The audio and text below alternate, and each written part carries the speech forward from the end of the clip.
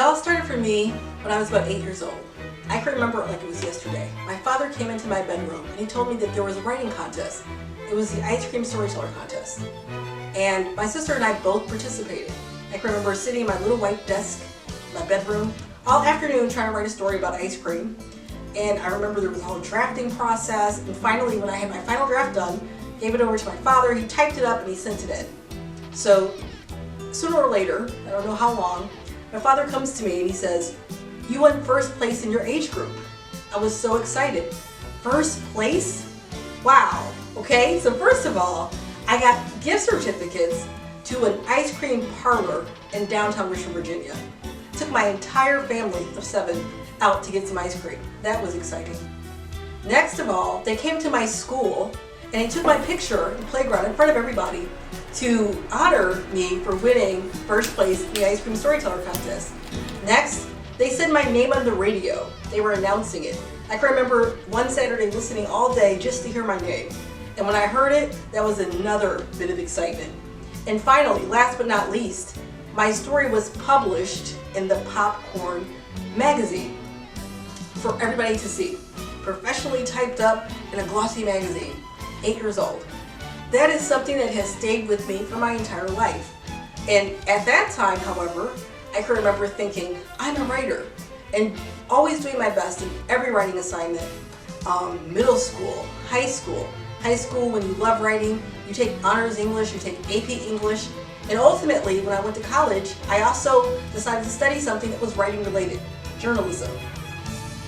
And when I became a professional, I did some journalism, and I also taught in the K-12 system. I ended up doing yearbook, newspaper, and K-12 because always there was this idea that not only do I like to write, but I want to spread that to others. Currently, I'm a college professor teaching English and journalism as well. Well, after several years of being a writing professional, English professional, ELA professional, about 15 years ago, I decided that I was going to start a magazine, Kidz World magazine. And this was directly inspired by my experience as a published writer in the Popcorn magazine when I was 8 years old.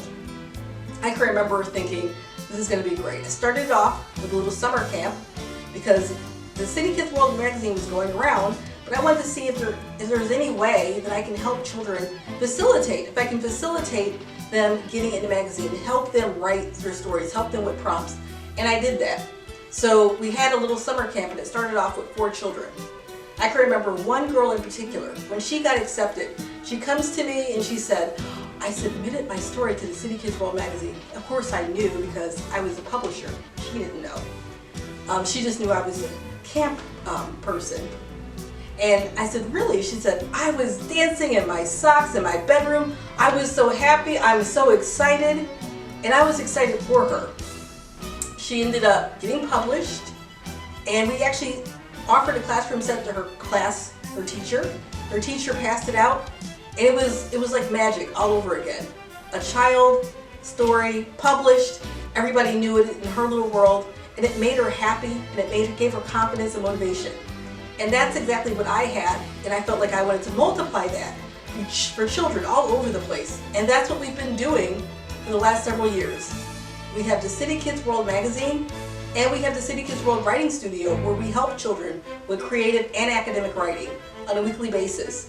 Many of the students who come to our center, they come for years and years, anywhere from elementary school writing to college Common App letters we're helping them with. And with the Kidz World magazine, that's just extra bonus.